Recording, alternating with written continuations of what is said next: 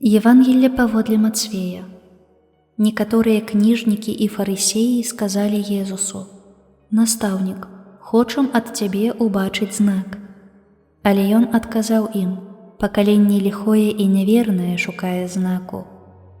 Але ніякага знаку не будзе дадзена яму, акрамя знаку Ёны, прарока.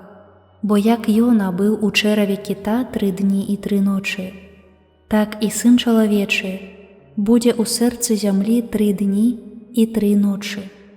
Мужы Нінівы ўстануць на судзе супраць гэтага пакалення і асудзяць яго, бо яны пакаяліся дзякуючы прапаведаванню Ёны, а тут большае за Ёну.